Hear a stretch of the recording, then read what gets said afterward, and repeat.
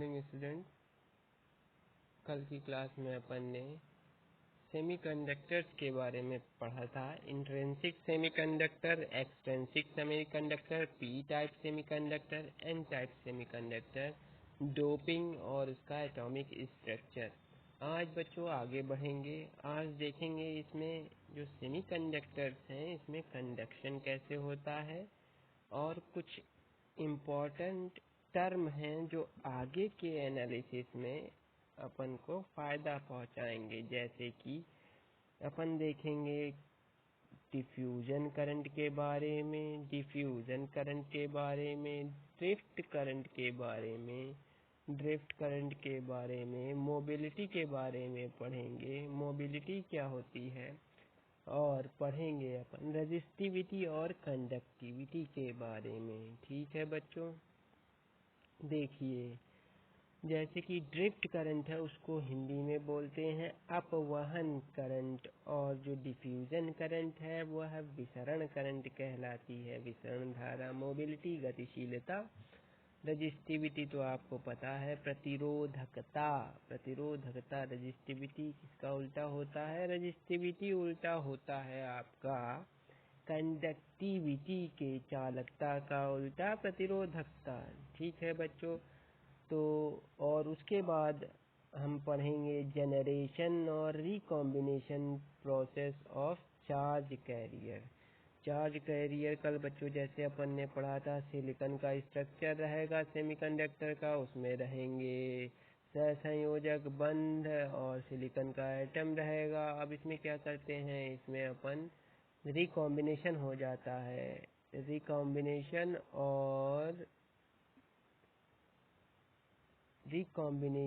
और जनरेशन ये पढ़ेंगे बच्चों। रिकॉम्बिनेशन मतलब पुनः संयोजन और जनरेशन मतलब उत्पादन। किसका उत्पादन, इलेक्ट्रॉन और होल पेयर का उत्पादन। इसके बारे में पढ़ेंगे क्योंकि ये कंसेप्ट जरूरी है आपका,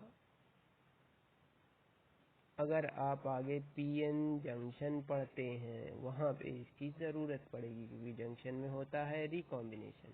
ठीक है बच्चों, और आगे लास्ट में अपन पढ़ेंगे पीएन जंक्शन आज के लेक्चर में। ठीक है, तो बच्चों स्टार्ट करते हैं अपवहन धारा या ड्रिफ्ट करंट से। ड्रिफ्ट करंट क्या होती है बच्चों, देखिए आपने कोई भी कंडक्टर, जैसे कि कोई भी कंडक्टर या सेमीकंडक्टर होगा, उसमें अगर हम इलेक्ट्रिक फील्ड अप्लाई करते हैं बच्चों, तो क्या होगा, तो होगा ये, जैसे इलेक्ट्रिक फील्ड अपन अप्लाई करते हैं तो फिर अगर इस इलेक्ट्रिक फील्ड में कोई भी अपन इलेक्ट्रॉन या पॉजिटिव चार्ज ले जाएंगे तो इलेक्ट्रिक फील्ड में रखने पर वह गतिशील हो जाता है, वह उसको एक तरह से बल आकर्षित करता है। बल क्या होता है, F=E/Q होता है बच्चों, F=E/Q। ठीक है, अब यह जो इलेक्ट्रिक फील्ड है इसके कारण जो आवेश रहेगा वह इलेक्ट्रिक फील्ड की दिशा में, अगर धन आवेश है, पॉजिटिव चार्ज है, तो इलेक्ट्रिक फील्ड की दिशा में गतिशील होने लगता है, तो ये इलेक्ट्रॉन में गति आ जाएगी। इसी को बोलते हैं ड्रिफ्ट, बहना, अगर पोटेंशियल के हिसाब से बहना, गति करना, वो ड्रिफ्ट है। ठीक है बच्चों, अब ये चालकों या अर्धचालक में कैसे होता है, देखिए बच्चों ये जो डायग्राम बना है, ये डायग्राम आपको दिख रहा है, इसमें क्या है, इसमें ये एक क्रिस्टल है, या आप इसको चालक अर्धचालक कुछ भी मान लें। इसमें है आपके इलेक्ट्रॉन प्रेजेंट और ये है आपका होल प्रेजेंट है, इलेक्ट्रॉन प्रेजेंट है। अब होल में बच्चों कौन सा चार्ज रहता है, होल में चार्ज रहेगा पॉजिटिव, जैसा कि दिखाया गया है यहाँ पॉजिटिव चार्ज है, और इलेक्ट्रॉन में रहेगा निगेटिव चार्ज। ठीक है बच्चों, अब क्या हुआ देखिए, अब इसमें एक इलेक्ट्रिक फील्ड अप्लाई कर दी गई है, वोल्ट पर सेंटीमीटर, ये मात्रक है इलेक्ट्रिक फील्ड का, वोल्ट पर सेंटीमीटर, क्योंकि E=V/L रहता है बच्चों, V/L ये फार्मूला है, वोल्ट पर सेंटीमीटर, इसीलिए इसका मात्रक वोल्ट, वोल्टेज का विभव का मात्रक वोल्ट, और L मतलब लेंथ तो सेंटीमीटर, वोल्ट पर सेंटीमीटर, वोल्ट पर मीटर भी कर सकते हैं, पर जनरली जो इलेक्ट्रिक फील्ड है वोल्ट पर सेंटीमीटर में बताते हैं बच्चों। ये जनरल टर्म है रिप्रेजेंट करने का, जनरल पैरामीटर है। ठीक है, अब इलेक्ट्रिक फील्ड अप्लाई कर दी है। जैसे ही इलेक्ट्रिक फील्ड अप्लाई की इस क्रिस्टल में बच्चों, इस क्रिस्टल में जैसे ही इलेक्ट्रिक फील्ड अप्लाई करी है वैसे ही करंट फ्लो हुई है। करंट क्या है? आवेश प्रवाह की दर को कहते हैं बच्चों करंट। ठीक है, जैसे कि एक क्रॉस सेक्शन एरिया है, एक क्रॉस सेक्शन एरिया है, इस क्रॉस सेक्शन एरिया से लगातार इलेक्ट्रॉन बह रहे हैं, लगातार इलेक्ट्रॉन बह रहे हैं, तो एक सेकंड में कितने इलेक्ट्रॉन निकल जाएंगे यहाँ से, वही उसकी धारा है, करंट है। करंट क्या है? आवेश प्रवाह की दर, जो I = Q/T होता है। Q यहाँ जहाँ पे आवेश, Q कूलम्ब आवेश, T समय है, Q कूलम्ब आवेश, T समय है। और ठीक है बच्चों, अब आवेश क्या है? आवेश आपका इलेक्ट्रॉन जो पार्टिकल है, कण है, इस पे जितना आवेश रहता है उसको अपन कैलकुलेट कर देंगे। मान लीजिए यहाँ से गुजर रहे हैं एक सेकंड में 10⁻16 इलेक्ट्रॉन। 10⁻16 तो बहुत ज़्यादा होता है, तो यहाँ इसमें एक सेकंड में इतने इलेक्ट्रॉन गुजर रहे हैं, तो आवेश कितना गुजरा? 1.6 × 10⁻16, एक इलेक्ट्रॉन का आवेश। ठीक है, अब कितने सेकंड में? एक सेकंड में मान लो इतने गुजर रहे हैं, तो टोटल करंट कितनी हो गई यहाँ से अपन ने निकाल दिया है 1.6 एम्पियर। ठीक है बच्चों, जब 10⁻16 इलेक्ट्रॉन एक क्रॉस सेक्शन से निकल रहे होंगे तो एक सेकंड में, तो वहाँ की जो रेटिंग है उस करंट की 1.6 एम्पियर हो जाएगी। ठीक है, अब ये आ गया बच्चों धारा के बारे में। अपन ने देखा इस धारा इस क्रॉस सेक्शन से 1.6 एम्पियर निकल रही है, जबकि जो कितने इलेक्ट्रॉन निकल गए हैं? 10⁻16 इलेक्ट्रॉन एक सेकंड में निकलते हैं, तब यह धारा मिलती है अपन को। ठीक है, अब मान लेते हैं जो क्षेत्रफल है ये 1 मीटर स्क्वायर है, 1 मीटर स्क्वायर है क्षेत्रफल, 1 मीटर स्क्वायर। तो बच्चों एक टर्म आता है करंट डेंसिटी। करंट डेंसिटी मतलब धारा घनत्व। करंट डेंसिटी कैसे निकालते हैं? करंट डेंसिटी निकालते हैं आपकी धारा डिवाइड बाय क्षेत्रफल। यह धारा किस क्षेत्रफल से निकल रही है? अनुप्रस्थ काट का बच्चों, अनुप्रस्थ काट का क्षेत्रफल। तो ये मान लेते हैं 1 मीटर स्क्वायर, अगर तार का मान लेते हैं क्षेत्रफल का। ये बहुत बड़ा क्षेत्रफल है बच्चों, ये जैसे मानते नहीं है फिर भी सुगमता के लिए 1 मीटर स्क्वायर मान लेते हैं। तो ये हो गया आपका 1.6 divide by 1 = 1.6 ampere per metre square बच्चों। ठीक है, पर मीटर स्क्वायर, क्योंकि आई धारा का क्या है? एम्पियर है मात्रक, और एरिया का क्या है? Metre square. Ampere per metre square मात्रक हो गया आपका करंट डेंसिटी, जिसे जे से प्रदर्शित करते हैं बच्चों, J = I/A। ठीक है, अब अपन ने कौन कौन से टर्म डिफाइन कर दिए? जे को डिफाइन कर दिया, आई को डिफाइन कर दिया, आवेश पहले से पता था, एक इलेक्ट्रिक फील्ड बता दिया गया है, वोल्टेज पता था पहले से, इलेक्ट्रिक फील्ड भी पहले पता था। अब देखते हैं जेडी, डिफ्यूजन करंट डेंसिटी क्या है। डिफ्यूजन करंट डेंसिटी होता है बच्चों QNVD, जहाँ VD आपका ड्रिफ्ट वेलोसिटी है। ड्रिफ्ट वेलोसिटी का फिजिकल सिग्निफिकेंस आपको बता दें। ड्रिफ्ट वेलोसिटी मतलब आपने इस चालक के अंदर इलेक्ट्रिक फील्ड बाहर अप्लाई करी, तो इलेक्ट्रॉन होगा, जाएगा आगे, दूसरा इलेक्ट्रॉन मिलेगा, उससे लड़ जाएगा, फिर इधर जाएगा, इससे लड़ जाएगा, एनर्जी थोड़ी ट्रांसफर हुई, इधर लड़ गया, इधर लड़ गया, इधर कुछ समय बाद यहाँ पहुँचा। तो बच्चों यहाँ जितनी दूरी तय करने में मान लेते हैं उसको T समय लगा, तो लड़ भिड़ के इलेक्ट्रिक फील्ड में जो जितने समय में वो दूरी करी, इसकी दर को, विस्थापन की दर को ड्रिफ्ट वेलोसिटी कहते हैं, VD। ये फिजिकल सिग्निफिकेंस आपको बताया VD का। ठीक है बच्चों, तो फिर ये जो VD है किसके समानुपाती हुआ? ये इलेक्ट्रिक फील्ड अप्लाई के समानुपाती हुआ। जैसे कि आप बहुत ज़्यादा इलेक्ट्रिक फील्ड अप्लाई कर देंगे तो जल्दी जल्दी जाएगा, लड़ते भिड़ते जल्दी से जल्दी पहुंचेगा, इसलिए VD = प्रोपोर्शनल टू E होता है drift velocity is directly proportional to E होता है। तो वी डी बराबर ई इंटू म्यू कर देते हैं। म्यू जहाँ क्या है बच्चों, म्यू है आपका मोबिलिटी, म्यू है आपका मोबिलिटी, म्यू मोबिलिटी है। मोबिलिटी क्या बताता है, एक कांस्टेंट है बच्चों। इस प्रोपोर्शनैलिटी कांस्टेंट को म्यू चालकता या मोबिलिटी कहते हैं, चालकता या मोबिलिटी कहते हैं, मोबिलिटी। तो मोबिलिटी क्या बताता है, मोबिलिटी बताता है कितना सुगम है किसी चार्ज पार्टिकल को इस धातु या अर्धचालक के अंदर एक स्थान से दूसरे स्थान में जाना।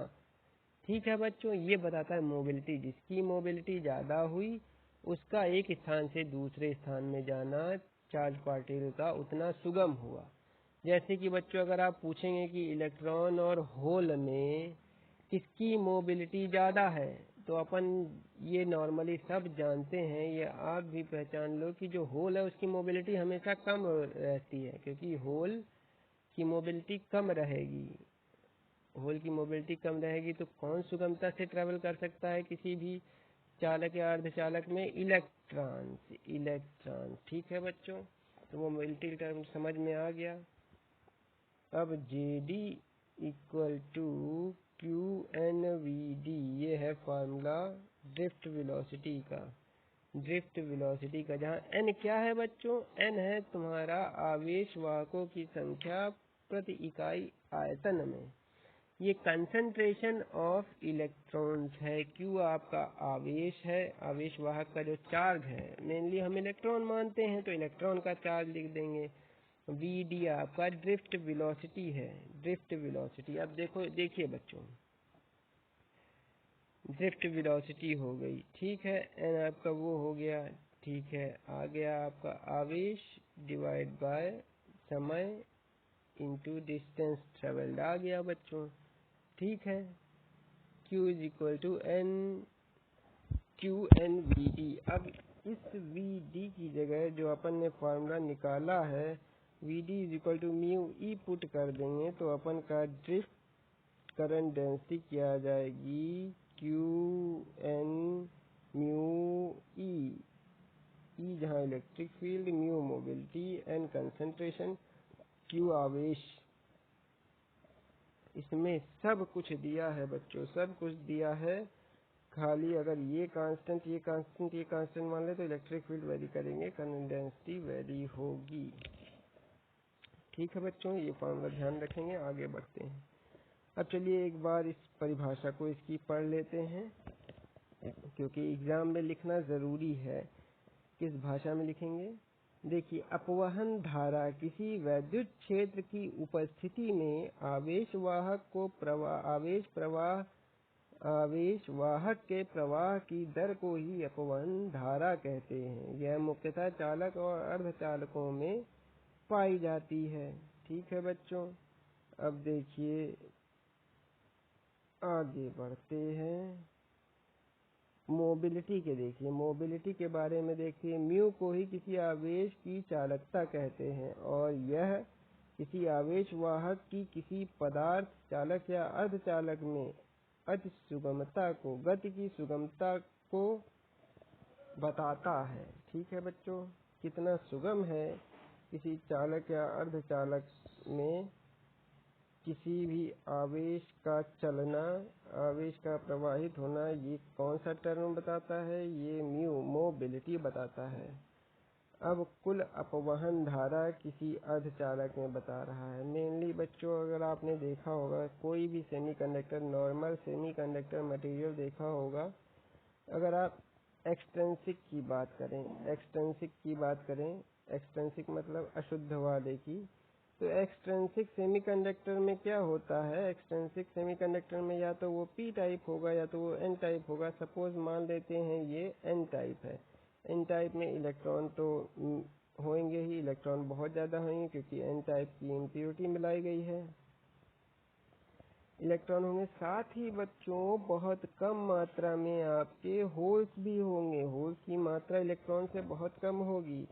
तो जो आपका ज़्यादा हैं उनको बोलते हैं अंग्रेजी में मेजॉरिटी कैरियर। मेजॉरिटी कैरियर क्या है? एन टाइप में इलेक्ट्रॉन्स, ये टर्म याद रखेंगे, majority carrier. N type semiconductor में मेजॉरिटी कैरियर क्या है? इलेक्ट्रॉन। माइनॉरिटी कैरियर क्या है? Holes. Minority carrier minority carrier हैं आपके होल्स। ठीक है। अब सेम अगर आप पी टाइप में देख लेंगे, पी टाइप में क्या होगा? मेजॉरिटी कैरियर पी टाइप में होल्स रहेंगे, होल्स ज़्यादा रहेंगे पी टाइप में। ठीक है, पी टाइप में होल ज़्यादा रहेंगे, क्यों? एक्सेप्टर आयंस की इम्प्योरिटी ज़्यादा है। एक्सेप्टर आयंस कौन से? Trivalent impurity. और माइनॉरिटी कैरियर क्या रहेंगे? माइनॉरिटी कैरियर रहेंगे इलेक्ट्रॉन्स। Minority carrier electrons. ठीक है बच्चों। तो जब इसकी अपन किसी भी सेमीकंडक्टर मटेरियल की ओवरऑल कंडक्टिविटी के बारे में बात करेंगे, उसकी ओवरऑल करंट डेंसिटी के बारे में बात करेंगे, कोई भी इलेक्ट्रिक फील्ड अप्लाई करने के बाद तो बच्चों वो करंट डेंसिटी तुम्हारी इलेक्ट्रॉन और होल्स दोनों के कारण पैदा होगी, क्योंकि इसमें अनुपस्थित नहीं है, बहुत कम मात्रा में उपस्थित है माइनॉरिटी कैरियर्स भी। ठीक है बच्चों, ठीक है। इलेक्ट्रॉन इधर भागेंगे, होल्स इधर की तरफ मूव करेंगे। ठीक है। इसीलिए देखिए, जब ओवरऑल करंट, ड्रिफ्ट करंट की बात की गई है तो पी टाइप, पी के कारण और एन के कारण, दोनों के कारण ड्रिफ्ट करंट को कैलकुलेट किया गया है। J equal to Q mu N into N plus mu P into P into E. ठीक है बच्चों, ठीक है। अब देखिए ये आपका जो म्यू एन इंटू एन और म्यू पी इंटू क्यू है, ये इतना टर्म, इसको बोलते हैं चालकता या प्रतिरोधकता। 1 चालकता इक्वल टू प्रतिरोधकता। 1 चालकता इक्वल टू प्रतिरोधकता। बच्चों करेक्शन है एक, ऊपर जो आप म्यू बोल रहे थे उसको मोबिलिटी कहते हैं, गतिशीलता, चालकता नहीं, गतिशीलता है वो, गतिशीलता है, चालकता नहीं है, गतिशीलता है वो। गतिशीलता कितना गतिशील है वो बताता है, गतिशीलता है वो। चालकता इसको कहते हैं। चालकता क्या है? देखिए, चालकता है इलेक्ट्रिक फील्ड का जो प्रोपोर्शनैलिटी कांस्टेंट है। अभी आपने क्या बताया था? J is equal to proportionality constant into E. Current का जो प्रोपोर्शनैलिटी कांस्टेंट है, इस सेम आप अगर देखो V is equal to I into R से कंपेयर करेंगे। ठीक है, I is equal to V by R, से कंपेयर करेंगे तो J अगर I है, E अगर V है, तो ये 1/r हो गया बच्चों, 1/r हो गया। 1/r को क्या बोलेंगे? चालकता बोलेंगे, चालकता है बच्चों। ठीक है, चालकता क्या है? Mu N into N mu P into Q. ठीक है बच्चों। अब देखिए ये एन टाइप सेमीकंडक्टर में क्या होगा? एन टाइप सेमीकंडक्टर में नंबर ऑफ एन बहुत ज़्यादा होंगे, निगेटिव चार्ज कैरियर बहुत ज़्यादा होगा, मतलब इलेक्ट्रॉन बहुत ज़्यादा होंगे, इसलिए अपन पी को निगलेक्ट कर देते हैं। पी को निगलेक्ट कर देंगे तो क्या होगा? कंडक्टिविटी आपकी जो है, चालकता आपकी म्यू एन इंटू एन हो जाएगी, Q mu N into N. और अगर पी टाइप में एन बहुत कम है पॉजिटिव चार्ज कैरियर से, तो कंडक्टिविटी जो हो जाएगी, चालकता हो जाएगी, Q mu P into P हो जाएगी। ठीक है बच्चों, ठीक है, okay. Q mu P into P हो जाएगी। ठीक है, ये रहा ड्रिफ्ट करंट के बारे में। अब आगे पढ़ते हैं डिफ्यूजन करंट के बारे में। डिफ्यूजन करंट के बारे में, यहाँ डिफ्यूजन है, डिफ्यूजन करंट के बारे में पढ़ते हैं। डिफ्यूजन करंट मतलब विसरण धारा। बच्चों डिफ्यूजन करंट मेनली होती किस लिए, जैसा कि नाम से आपको पता चल रहा है, विसरण मतलब विसरण करना।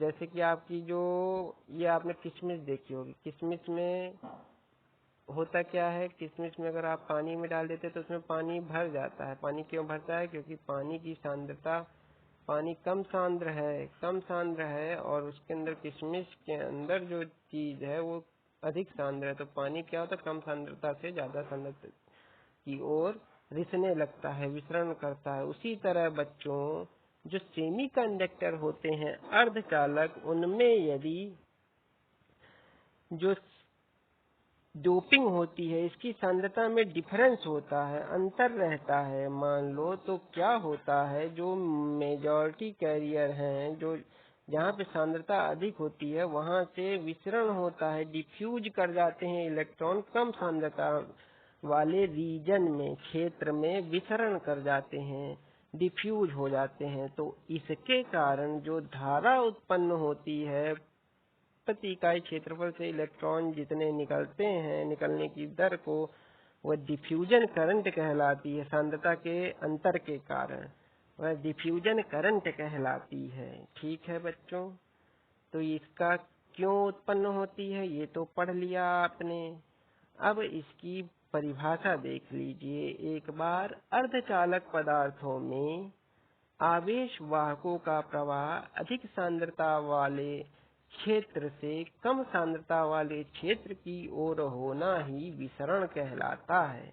यह प्रायः अर्धचालक पदार्थों में सांद्रता को समान करने की प्रवृत्ति के कारण होता है। सबकी टेंडेंसी होती है बच्चों सेम, समान हो जाना। इसीलिए ये डिफ्यूजन करंट भी सांद्रता को बराबर करने के लिए अर्धचालक पदार्थों में आवेश वाहकों की सांद्रता को बराबर करने के लिए उत्पन्न होती है।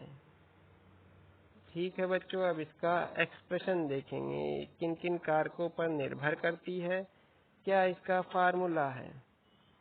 तो बच्चों इसका फार्मूला है, ये होता है जे डिफ्यूजन, या पी मान लीजिए, जे पी डिफ्यूजन ऐसे लिखते हैं, J P diffusion, DIFF diffusion is equal to Q minus Q D P into del P. Del P क्या है? डेल पी मतलब dp/dx। ठीक है बच्चों, डेल पी मतलब dp/dx, मतलब इसकी कंसंट्रेशन, एक तरीके से कैसे कंसंट्रेशन एक्स एक्सिस में है अगर ये, तो यहाँ पे कंसंट्रेशन कितनी है, थोड़ी देर बाद यहाँ पे कितनी, डेल बहुत छोटी सी पट्टी में इसकी कंसंट्रेशन क्या है वो बता रहा है, डेल पी का मतलब है बच्चों। ठीक है, तो क्या है आपका QdP डेल पी। ये बहुत इम्पॉर्टेंट है बच्चों एग्जाम की दृष्टि से। अगर कंसेप्ट को आपको समझना है तब भी, जैसे मान लीजिए इस टर्म को एक बार फिर से एक्सप्लेन करते हैं बच्चों, डेल पी को। डेल पी क्या है? मान लीजिए एक क्रिस्टल है, आपका क्रिस्टल है, यहाँ पे आपकी कंसंट्रेशन कुछ है। ठीक है, यहाँ पे एक पट्टी काटी, यहाँ पे उसकी कंसंट्रेशन डेल पी dp/dx है। ठीक है, अब जैसे जैसे बढ़ा रहे हैं आगे, वो dp/dx बदल रहा है बच्चों। ये रेट क्या है बदलने का, dp/dx क्या है, वो डेल पी है, उसी को अपन डेल पी से टर्म से बता रहे हैं। -q/dp डिफ्यूजन कोफिशिएंट, ये एक सिंपल कोफिशिएंट है, हर एक मटेरियल के लिए सेम रहता है, ये अलग रहता है dp। और ये Q क्या है? आवेश है। Q आवेश है। डेल पी होल्स की सांद्रता है, कंसंट्रेशन, होल्स की कंसंट्रेशन है। उसी तरह बच्चों जैसे होल्स के लिए है वैसे ही आपका इलेक्ट्रॉन्स के लिए है, QN हो गया। ठीक है बच्चों, QN हो गया। अब देखिए ये हो गया। अब जैसे कि ये तो सिंपल हो गया, दोनों धाराएं हो गई आपकी, डिफ्यूजन करंट, ड्रिफ्ट करंट। अब देखेंगे जो अब ओवरऑल एक, जैसे कि पूरा एक ओवरव्यू ले रहे हैं अपन किसी भी सेमीकंडक्टर मटेरियल में हो क्या रहा है। किसी भी सेमीकंडक्टर मटेरियल का एक क्रिस्टल ले लेंगे, क्रिस्टल के अंदर इलेक्ट्रॉन्स होंगे। मान लेते हैं एन टाइप का क्रिस्टल लिया है। ये एन टाइप का क्रिस्टल है, इसमें बहुत इलेक्ट्रॉन्स हैं, ज़्यादातर इलेक्ट्रॉन्स हैं और माइनॉरिटी कैरियर कहीं कहीं होल्स हैं, इक्का दुक्का दूर दूर कहीं कहीं होल्स हैं। अब इसमें अपन आगे एक्सप्रेशन देखेंगे। इसमें जब अपन कोई भी इलेक्ट्रिक फील्ड अप्लाई करते हैं, मान लीजिए इधर अब इलेक्ट्रिक फील्ड अप्लाई कर दी,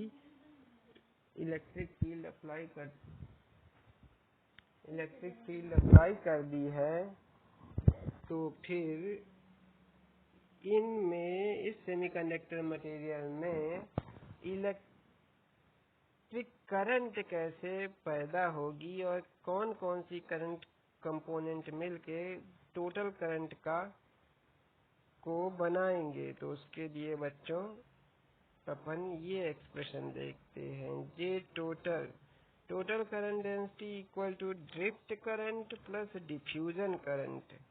जो भी देखिए बच्चों, पढ़ा तो अपन ने अलग अलग है। ड्रिफ्ट करंट को पढ़ा पहले, डिफ्यूजन करंट को पढ़ा, ड्रिफ्ट करंट का एक्सप्रेशन पढ़ा, डिफ्यूजन करंट का एक्सप्रेशन पढ़ा। पर होता क्या है, होता ये है कि सेमीकंडक्टर में सब चीज एक साथ होती है, सारे कंसेप्ट साथ में ही चलते हैं। इलेक्ट्रिक फील्ड भी रहेगी, कंसंट्रेशन का डिफरेंस भी रहेगा साथ में, तो होगा क्या, ड्रिफ्ट करंट भी रहेगी और डिफ्यूजन करंट भी रहेगी। अब ड्रिफ्ट करंट डिफ्यूजन करंट है और साथ ही साथ आपके किसी भी सेमीकंडक्टर क्रिस्टल में पी टाइप भी रहेगा, उसमें एन टाइप भी रहेगा। मतलब कि उसमें इलेक्ट्रॉन्स भी रहेंगे और होल्स भी रहेंगे। ये हो सकता है कि किसी में इलेक्ट्रॉन की कंसंट्रेशन ज़्यादा हो, किसी में होल्स की कंसंट्रेशन ज़्यादा हो, depending on the impurity added. तो बच्चों टोटल करंट क्या होगी, drift current plus diffusion current. Drift current because of P type charge carrier, drift current because of N type charge carrier plus diffusion current due to P type charge carrier and diffusion current due to N type charge carrier. इन सब को जब अपन add कर देंगे तब बच्चों total current का, किसी सेमीकंडक्टर में टोटल करंट का एक्सप्रेशन आ जाएगा। ठीक है बच्चों। अब नेक्स्ट टॉपिक है आपका रिकॉम्बिनेशन और generation of electron hole pair. Recombination और generation of electron hole pair. ठीक है बच्चों। तो किसी अर्धचालक पदार्थ में देखिए होता क्या है, आपको जैसा कि पहले बताया था, पहले समझ लेते हैं, बाद में परिभाषा देख लेंगे। किसी भी सेमीकंडक्टर में क्या होगा, सहसंयोजक बंद होंगे, कुछ इम्प्योरिटी वाला मटेरियल ऐड कर देंगे अपन, बोरॉन ऐड कर देते हैं, तो क्या होगा, ट्राइवेलेंट इम्प्योरिटी है, एक होल रहेगा, बाकी सहसंयोजक बंद रहेंगे। तो होगा क्या बच्चों, अगर अपन हीट या लाइट कोई भी एनर्जी दे देते हैं, कोई भी एनर्जी इस इलेक्ट्रॉन को दे देते हैं, तो इलेक्ट्रॉन तो सहसंयोजक बंद बनाया है और ये रिवॉल्व कर रहा है अपने एटम के चारों ओर। जब एनर्जी इसको मिल जाती है तो ऑर्बिट छोड़ देता है और वो फ्री हो जाता है। तो क्या हुआ बच्चों, एक सहसंयोजक बंद इसने बना रखा था, सिलिकॉन के एटम ने सहसंयोजक बंद बना रखे थे, ऑर्बिट ले रहा था, आराम से ऑर्बिट कर रहा था। अब ये फ्री हो गया है, फ्री मतलब बंध तोड़ दिया है इसने, क्योंकि इसने ऊर्जा ले ली है। कौन सी ऊर्जा ले ली है, या तो हीट ले लिया है, या तो लाइट ले लिया है, या तो इलेक्ट्रिक फील्ड से इसको एनर्जी मिल गई है। अब यहाँ पे एक इलेक्ट्रॉन की वैकेंसी क्रिएट हो गई है, खाली जगह क्रिएट हो गई है, और ये आपका इलेक्ट्रॉन बाहर मुक्त हो गया है। अब ये फ्री हो गया है, ये कंडक्शन के लिए फ्री हो गया है। अब ये होल भी कंडक्ट कर सकता है, होल भी कंडक्ट करेगा। तो इसको कहते हैं इलेक्ट्रॉन होल पेयर का जनरेशन। ठीक है बच्चों, इसको बोलते हैं इलेक्ट्रॉन होल पेयर का जनरेशन। ये हो गया जनरेशन। अब देखिए, अब इसका उल्टा प्रोसेस क्या होगा बच्चों? उल्टा प्रोसेस होगा इसका रिकॉम्बिनेशन। री रिकॉम्बिनेशन, उल्टा प्रोसेस रिकॉम्बिनेशन। जैसे आप सिलिकॉन का मटेरियल ले लीजिए, फिर से एक सेमीकंडक्टर, सिलिकॉन इस बार एल्युमिनियम का लेते हैं। एल्युमिनियम में क्या रहता है? एक होल रहता है, बाकी आपके सहसंयोजक बंध बने हुए हैं। अब यहाँ पे इलेक्ट्रॉन, फ्री इलेक्ट्रॉन है एक। अब इसकी एनर्जी बहुत कम हो गई है, एनर्जी इसके पास बहुत कम हो गई है। तो ये क्या करेगा? एनर्जी थोड़ी सी रिलीज करके होल पास में आया, होल्स में जाके जुड़ गया है, क्योंकि एक तो एल्युमिनियम के पास डिफिशियंसी थी ही इलेक्ट्रॉन की, तो उसने क्या किया? इलेक्ट्रॉन को अवशोषित कर लिया, इलेक्ट्रॉन को अपने बंध में बांध लिया है। बंध में बनते ही इसने एनर्जी रिलीज कर दी है। तो अब क्या हुआ?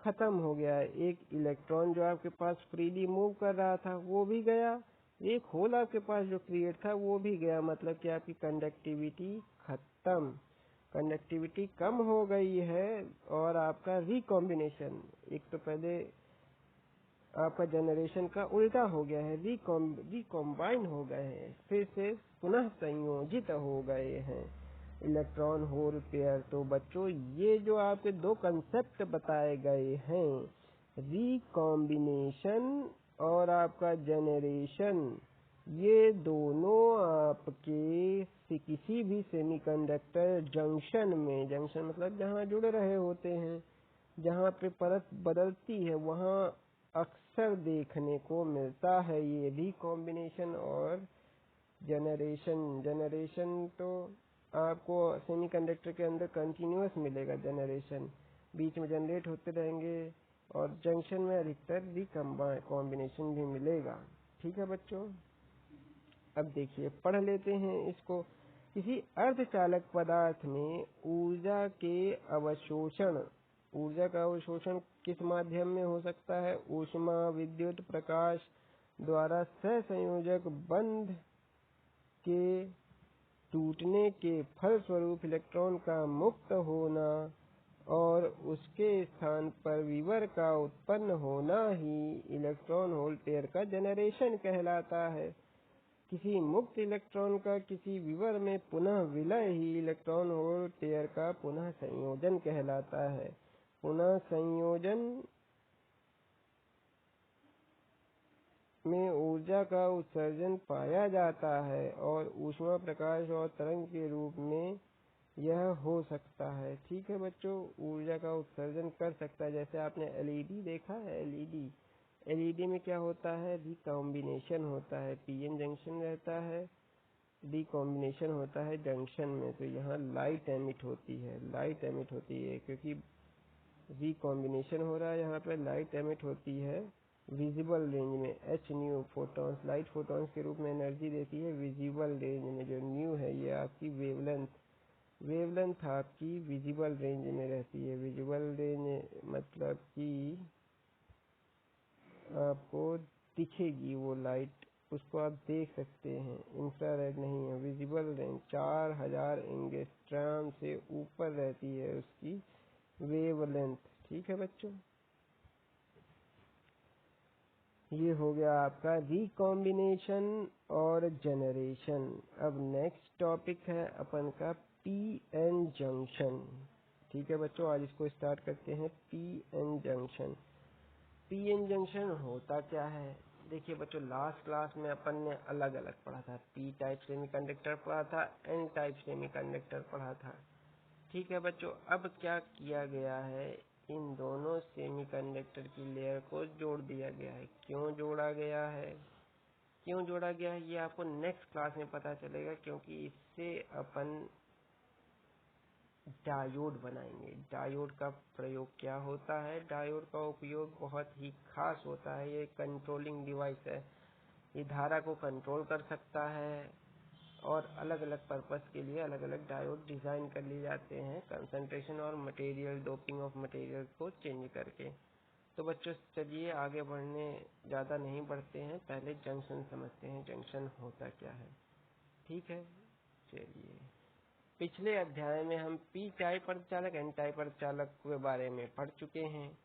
जब इन दोनों अर्धचालक पदार्थों को आपस में पास लाकर संधि कर ली जाती है तो इसे पीएन जंक्शन कहते हैं। जंक्शन अर्थात वह जोड़ जो इन दोनों प्रकार के अर्धचालक पदार्थों को आपस में विभाजित करता हो, इसी कारण पीएन जंक्शन कहते हैं इसे। देखिए, P type semiconductor, N type semiconductor, इनको जब विलय कर देते हैं बीच में तो ये पीएन जंक्शन कहलाता है। अब बच्चों, जैसा कि चित्र में ऊपर दिख रहा है कि आपने पी को जोड़ दिया, एन को जोड़ दिया, असलियत में ऐसा नहीं है। जोड़ने के बाद कुछ चेंजेस, बदलाव आते हैं। वह बदलाव क्यों आते हैं, उनसे क्या होता है, वो आगे पढ़ेंगे। पहले इस चित्र को समझते हैं। इसमें बना क्या है, देखिए, पी साइड में अपन ने निगेटिव बना रखा है और एन साइड में अपन ने पॉजिटिव बना रखा है। आगे के चित्रों में बच्चों ऐसे नहीं दिखाया जाएगा आपको जंक्शन। फिलहाल जो बेसिक कंसेप्ट को साथ लेके चल रहे हैं, इसलिए ये ऐसा बना रखा है। आगे के चित्रों में आपको सिंपल जंक्शन दिखाया जाएगा। पी साइड में आपको होल दिखाए जाएंगे, एन साइड में आपको इलेक्ट्रॉन दिखाए जाएंगे। जो आपको आयंस दिख रहे हैं ये नहीं दिखाए जाएंगे। अब देखिए बच्चों, ये आयंस क्यों दिखाए जा रहे हैं, पी साइड में निगेटिव आयंस क्यों दिखाए जा रहे हैं, क्योंकि अपन ने पढ़ा था एल्युमिनियम की इम्प्योरिटी पी साइड में मिलाते हैं, ट्राइवेलेंट इम्प्योरिटी।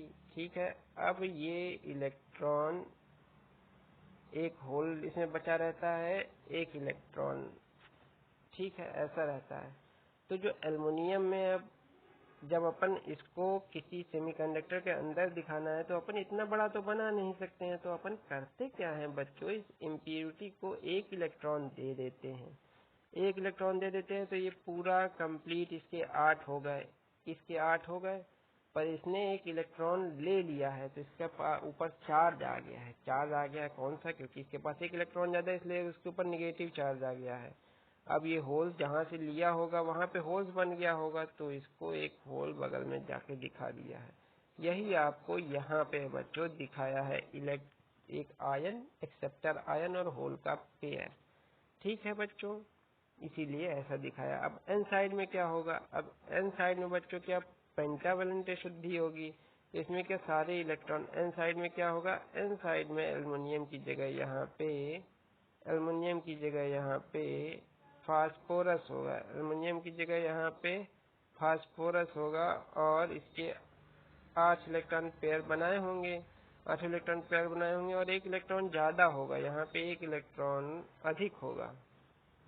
तो होगा क्या, होगा ये बच्चों की, ये आपका फास्फोरस वाला तो कंप्लीट दिखा देंगे अपन। फास्फोरस का एक इलेक्ट्रॉन यहाँ से निकाल लेंगे, पहले निकाल लेंगे तो क्या हो गया, इलेक्ट्रॉन दिया इसने तो ये हो गया डोनर, पॉजिटिव चार्ज है, क्योंकि इलेक्ट्रॉन इससे निकाल गया तो एक पॉजिटिव चार्ज आ जाएगा।